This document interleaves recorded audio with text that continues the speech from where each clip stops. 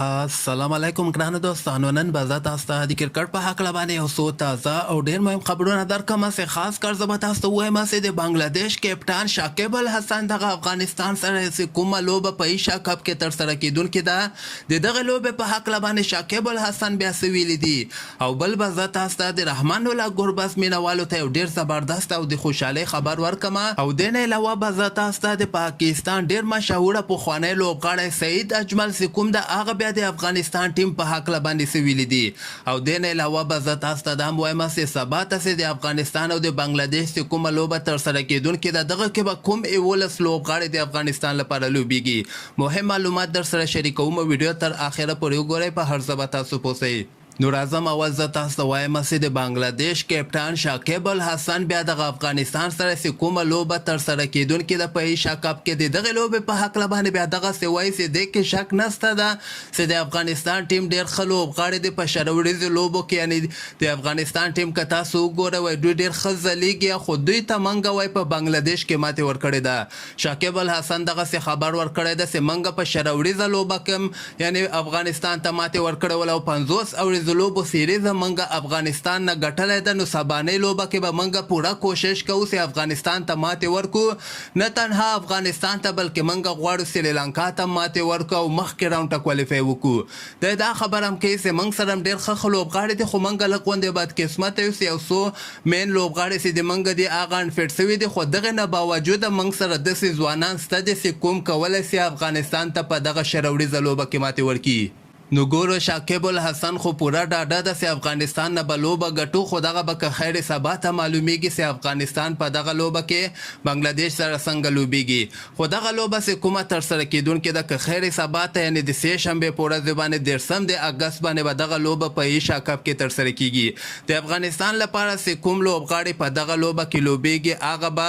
اوپننګ ته به حضرت الله زازی، رحمان الله ګربز راوځي، ون ډاون کې به ابراهیم زدرانی، ټو ډاون کې به تاسو ته وایم چې کریم جنت په ځای باندې کیدی سي یا عثمان غني او یا سمیع الله شینواري ته چانس ورکړي. همدغسې 5م لمبر باندې به نجیب زدران سي، 6م لمبر باندې محمد نبي، 7م لمبر باندې به عظمت الله عمرزی، 8م لمبر باندې رشید خان، 9م لمبر باندې به مجیب زدرانی، 10م لمبر باندې به نوین الحق او 11م لمبر باندې به فضل حق فاروقي. یعنی یو تبدیلي امکان شته ده چې په دغه لوبه کې وسي، خو بیا هم ګورو ځکه دوی هغه پیچ ته په کتو سره بیا د افغانستان 11 لوبغاړي ډېر به ښه وځلیږي. بل به زه تاسو ته د پاکستان ډېر مشهوره پخوانی لوبغاړی سعید اجمل چې کوم ده، د پاکستان لپاره ډېر زیاتې لوبې هم ګټلې دي. سعید اجمل بیا د افغانستان د ټیم په هکله باندې داسې ویلي دي چې افغانستان دی کې هېڅ شک نشته ده چې نن سبا دغه څومره ټیمونه هم چې دي، یعنې ټوله دنیا کې د افغانستان سپینرانو ته یو ټیم هم نسي رسېدلی. یعنې افغانستان سره دومره ښه سپینران دي چې دوی کولی شي دغه ایشا کپ کې یو مضبوطه ټیم ده، او دغه چانس هم دوی لري که چېرته د دوی بیټسمینان په دغه ایشا کپ کې ښه وځلیږي، نو تاسو باید په دې باندې حیران نشئ چې افغانستان دغه ایشا کپ هم ګټلی شي. نو مطلب یې د خبرې دا ده چې په دنیا کې دغه څومره ټیمونه هم دي، د افغانستان نه د یو ټیم سپینران هم ښه نه دي. یعنې دوی سره محمد نبي د مجیب د رشید خان د ورسره او هغه نور احمد هم یاد کړی چې هغه نور احمد ته خو یعنې په دغه لوبه کې چانس هم نه ورکوي. وایي نور احمد هم ډېر ښه بالر ده، او تاسو باید حیرانه نشئ، یعنې افغانستان کولی شي چې دغه ایشا کپ هم وګټي. او بل به زه تاسو ته د رحمان الله ګربز مینوالو ته یو ډېر زبردست او د خوشحالۍ خبر ورکړم چې هغه T10 لیګ کې چې دلی بولز په نوم باندې چې کوم ټیم د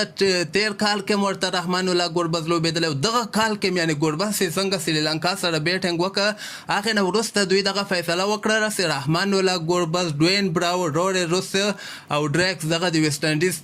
4 لوبغاړي چې کوم دي، دا یو دانه ډریکس د ویسټ انډیز او د افغانستان رحمان الله ګربز، روري روسو دغه د ساوت افریقا ده، او هغه